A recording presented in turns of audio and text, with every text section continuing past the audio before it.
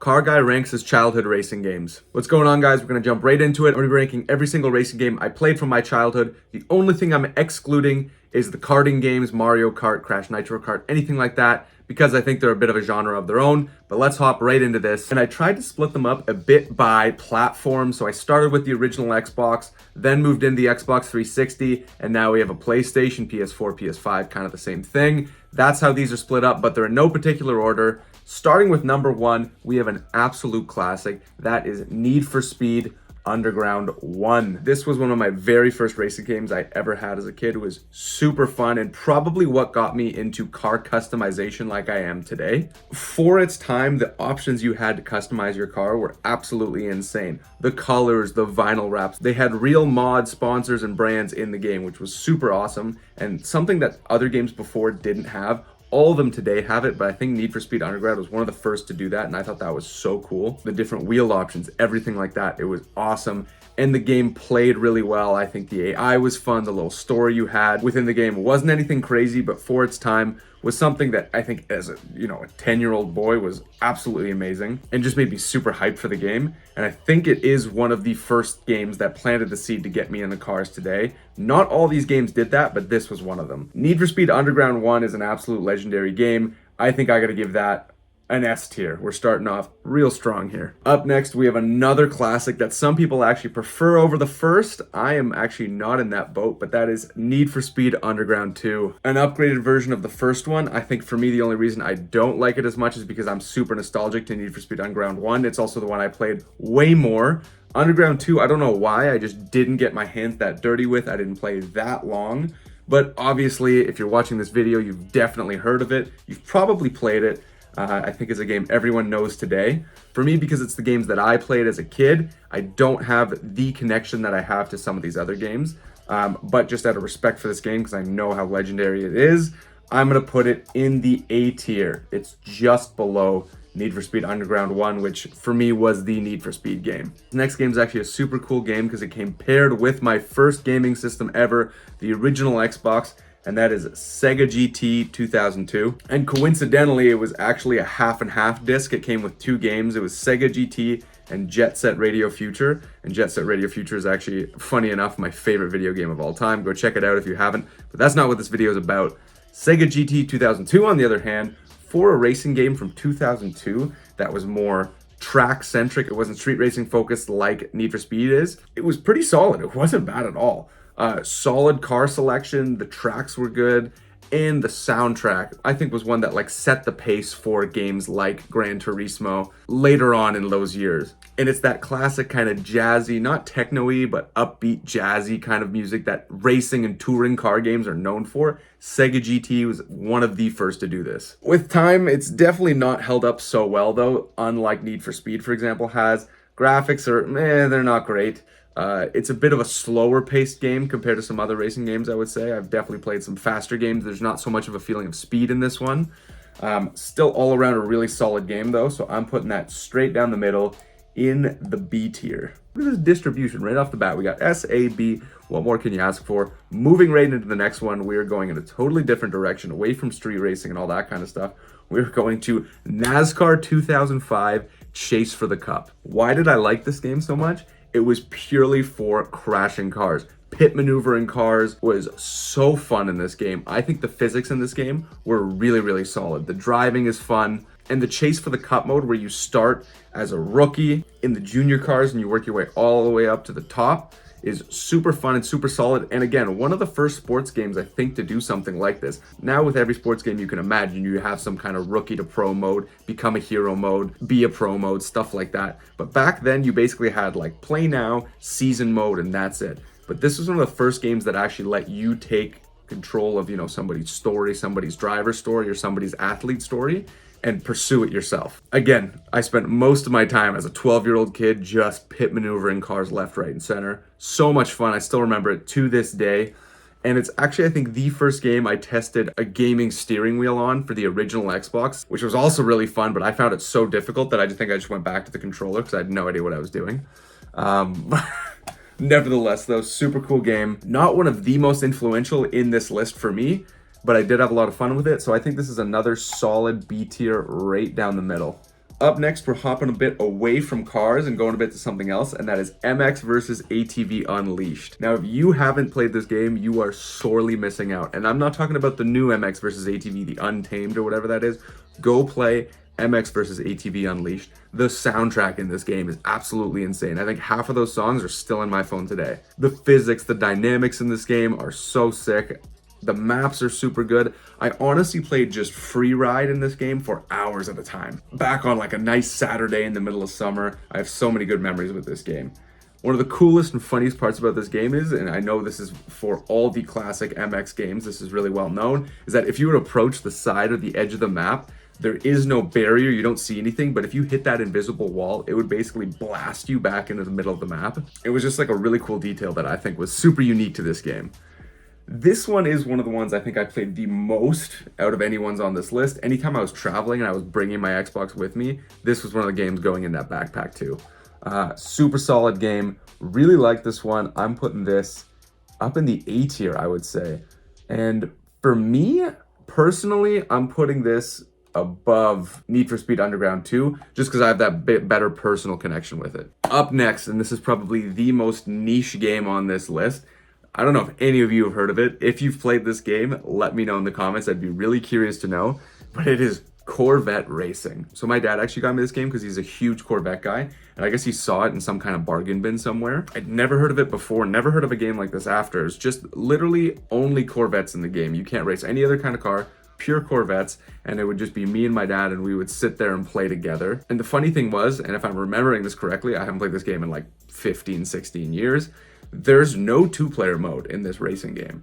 So we would sit there and we would take turns playing. So I would play a race and then he would play the same race and we would see who would have the better time. And that's how we would decide the winner. Super niche game. Again, not one I really played a lot. It was basically only with him. I don't think I played it much myself. Not a lot of depth to it. No career mode, no anything like that. It was kind of just showcasing the Corvette cars. But for kind of a gimmick game like that, the graphics were pretty good. The car selection was good. It was all Corvettes, but still solid. The tracks were just your no-name kind of city street tracks, but not the worst game in the world. I don't hate it. I'm gonna give this one a high C tier. It's not bad. It's just I like the other ones on this more, and I played them way more than this. Another super underrated game, and again, I think a pretty niche game as well, is Quantum Redshift. So this one, again, not a car racing game. It was actually like a spaceship racing game, but I used to play this. This was my travel game. Every time I had to go somewhere, I was an only child. So if we were going away for a weekend to our cottage, our cabin up north, or somewhere where we were going to be away for a bit and I needed something to do, I was bringing that Xbox and I was bringing a racing game, and it was either MX versus ATV or Quantum Redshift. This was another one of those ones I think I found in a bargain bin somewhere. And it was a super unique game. Didn't spend too much time in this one either, but nonetheless, super fun. This one had characters and ships with stats like Mario Kart does today. They had voice lines. They had like Mortal Kombat intros at the beginning of the race where they would basically like chirp each other before it started. Something you don't see anymore. Very much a product of its time. It came out in 2002, I believe. And super cool, super unique style. Really good soundtrack. This one is gonna go just behind Nascar Chase for the Cup in B tier. Now I know you know this next classic because I think every kid who had an Xbox or a PlayStation played this when it came out. Still an insanely good game today. Not joking, unironically a good game, and that is the Cars video game. This game had it all. You had insane races, a good story, good voice acting, the graphics were okay, and it was an open world racing game, which is like what the Forza Horizons of today are. Yet this was a little Disney game back in 2004 or 5 or whenever it came out, doing this kind of stuff. You could go around Radiator Springs, you'd be in the NASCAR races, you'd be on the dirt roads learning to drift next to Mater and Doc Hudson. Super good time. I remember this game was super fun. This one, alongside the Cars movie, also definitely got me into car culture with that street racing car scene where they push Mac off the road while Lightning McQueen is sleeping inside. Those street racers I thought were the coolest looking cars when I was a kid. Loved playing them in the single races in this game as well. And this game is definitely part of my childhood for sure. We're putting this one up in the low A tier behind Underground 2 and MX versus ATV. Moving on, again, another different style of race genre, and that is rally racing. We're talking about RalliSport Challenge 2.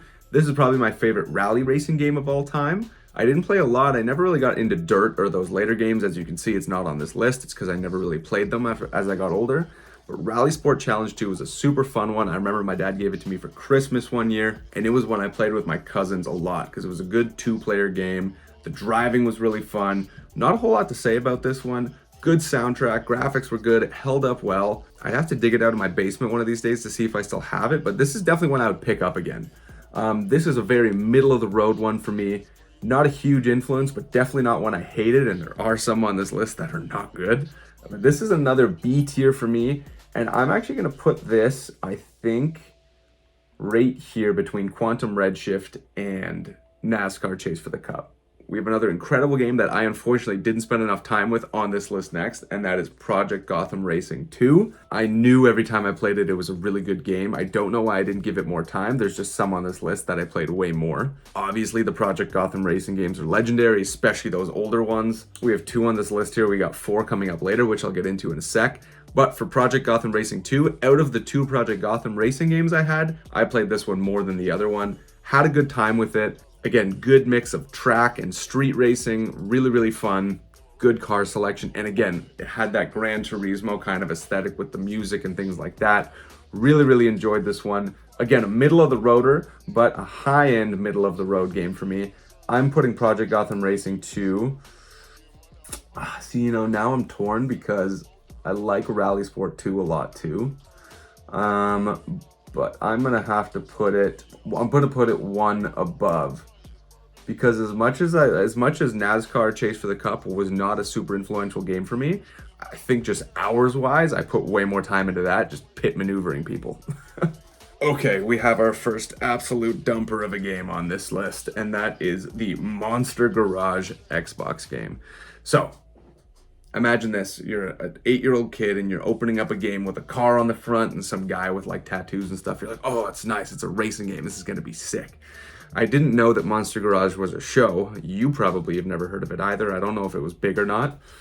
And it's not a show about racing cars, it's a show about fixing cars and making custom cars. So this is more of like a mechanic simulator and not an actual racing game. And as a 6, 7, 8-year-old kid, whatever I was playing this, I was totally lost. I had no idea what was going on. I think I played this game like, honestly, like 5, 10 times. I did pick it up and I never made it past the first challenge. Never knew how to get past that first level. You had to basically build a car and you had to weld and you had to, you know, time limit at the top too that's going down in real time. And I was just panicking and I had no idea what to do and the instructions weren't clear. And I was like, oh my God. I think I got to the part where you're testing the car like 1 time and I think we failed the test and I was like, okay, I'm never playing it again. This game sucked. I hated it. Graphics were bad. The sound quality was really bad too. I think the whole game kind of sounds like it's coming out of like a radio, like in your car. It doesn't sound like an actual game. And for all those reasons that I just listed, it's getting a big, fat, stinky F tier. Moving right along, we're going to Project Gotham Racing 4. I never played 3, but I had 4 and 2. 4 was for the Xbox 360. We've now moved past the Xbox era, and we are into the 360 era.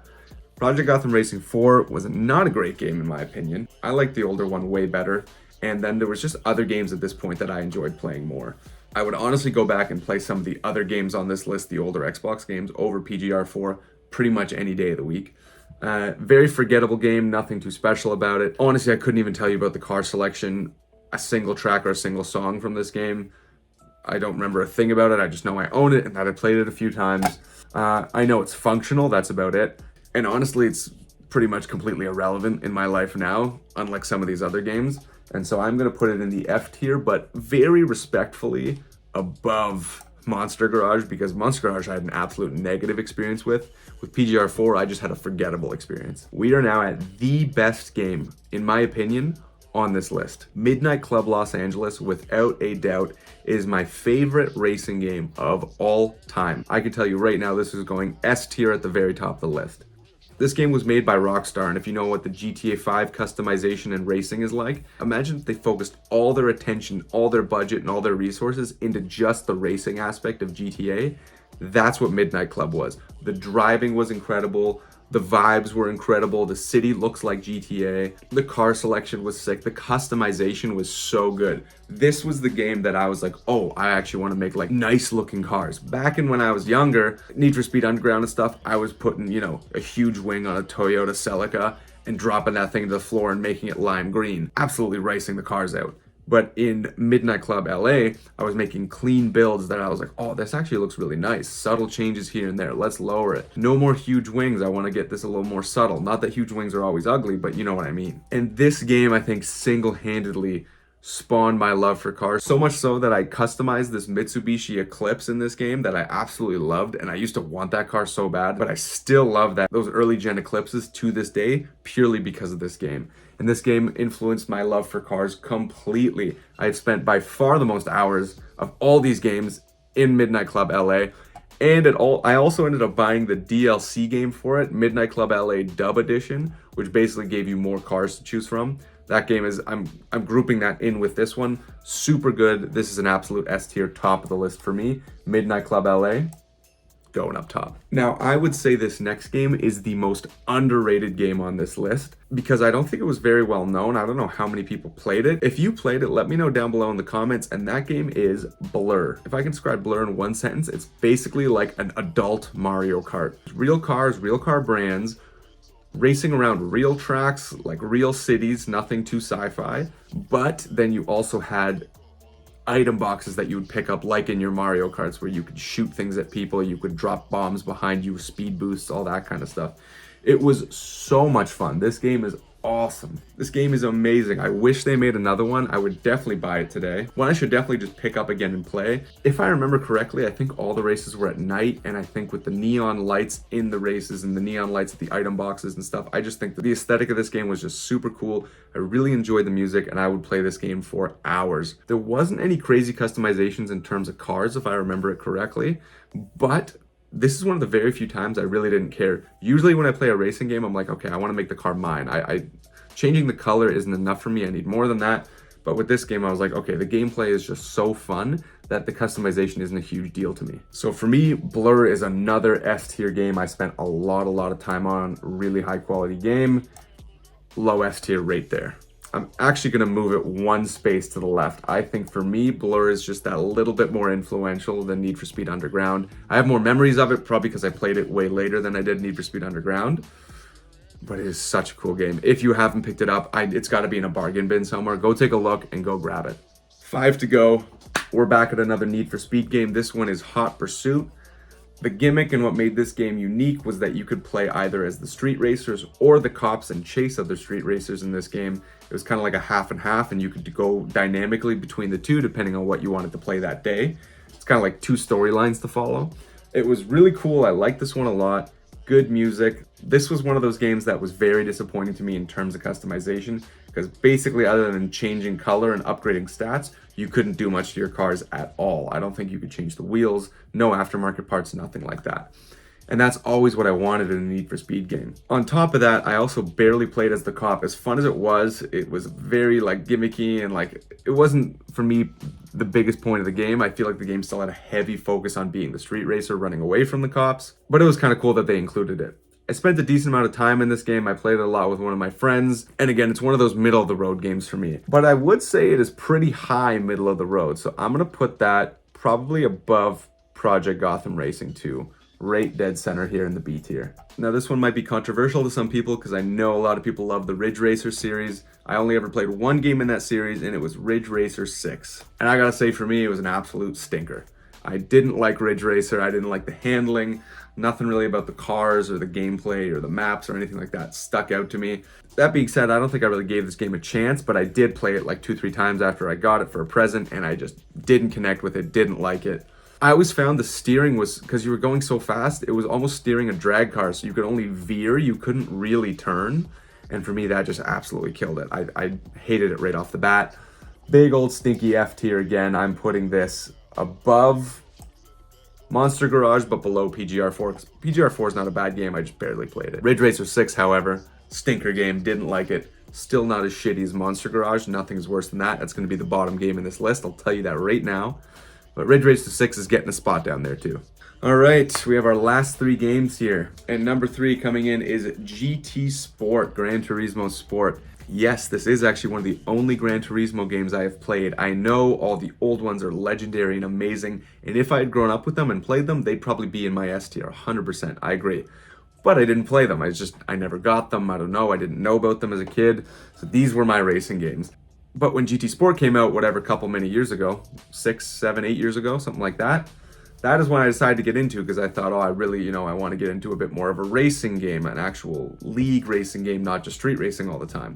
So let's give it a try. And I really enjoyed it. I didn't take the deep dive of getting a full setup with the wheel and all that kind of stuff like some people do, but it was really fun, and I even played some online races that were a good time. But from everything I've heard, this seems to be a bit of an outlier in the GT series, because I guess it was lacking somewhat of a story mode like some of the other ones were, and it was a bit more bare bones.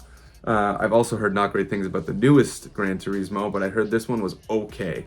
I gave it a little bit of time, nothing crazy, and for me, that is gonna have a good spot right here up in the high C tier, right above the Corvette game. We are in our final 2 games now, and the first of those 2 is Need for Speed 2015. This Need for Speed game was really cool because a Need for Speed game that went back to the roots of pure street racing hadn't been released in so long, because so many of them focused on cops and pursuing and all these other things that they hadn't really done that for a while. And then Need for Speed came out, and they had Nakai-san in it. That made it super, super interesting, and they actually acted in it and all that kind of stuff, which I thought was really, really cool. It got mixed reviews, and the fact that it was only at night and a few other gameplay things that tended to bother people did come up as issues. I still had a really good time with it, and I actually put a lot of time into this game because I thought the customization was really, really good. At this point, you could wide body your cars, you could be adding camber, you could be doing all kinds of things.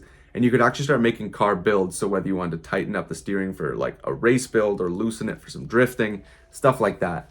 I really enjoyed this one. This is going to be another low A tier for me. And finally, we are finishing off our tier list with the last game, which is Need for Speed Heat. This is probably the latest racing game I have played. I just haven't played that many recently, but this is the latest one, Need for Speed Heat. And I thought it was pretty good. I enjoyed it. I thought it was a big upgrade from Need for Speed 2015. But for me, I just didn't spend as much time in it as I did with Need for Speed 2015. Heat was really cool because it separated out the day and nighttime. Daytime, I believe, was for earning money, while nighttime was for earning rep to unlock new cars that you could then buy, which I thought was a really cool split, which I think they also did with the newest game, Need for Speed Unbound, which I haven't played. But this game was, again, another really solid game, but kind of middle of the road for me. I did put a decent amount of time in it, and I do believe I beat the main story, but I didn't really have any motivation to keep going after that. I actually played this one with a few of my friends. I believe it was right at the beginning of the COVID lockdown that we were like, hey, why don't we all hop on a racing game? We're all locked in. What's something we all have that we can play? This game was that game. So I did have some good times with it. This is a modern game. The graphics are going to be good. All the car brands are there. The customization's there, all that kind of stuff. And for that reason, I'm giving this a high B tier again. And I'm going to put it right here in the highest B tier, I would say. And looking at this list, I do think I agree. Now that I see it all here, there's nothing I would really change. The only thing I would consider is maybe putting PGR4 up to a C, but for me, the fact that it's in the F is not because of the quality, it's that it had such little influence on me, unlike some of the other games on this list. So I think this is a solid list. Let me know what you guys think. This is a full list of my childhood racing games ranked from S tier down to F tier. If you enjoyed, please leave a like. Comment down below if you agree with the list. If you don't, let me know some games that you played when you were a kid that I missed out on, clearly. If you want to see more content, and specifically more car content, make sure you sub. We've got all kinds of stuff on this channel. We're actually building a BMW M5 E60. If you're subbed, you already know that. If you're not, go check out my other videos. We're custom building a BMW V10 M5. That thing is my baby. I love it to death. And it is the product of all the car culture love and car inspiration I've had from all these games as a kid. If you want to grab yourself some car culture clothing, check out apparelbyenemy.com, my car culture clothing brand. You're going to find something you love on there. We got JDM, German cars, everything you're going to want. 10% off your first order when you sign up by email. Link to the shop is in my description below. And let me know you came from YouTube. I always want to see you guys repping my brand. I really appreciate that. And I'm so glad you guys are liking it. That being said, I will catch you guys in the next video. My name is Chris. Thank you.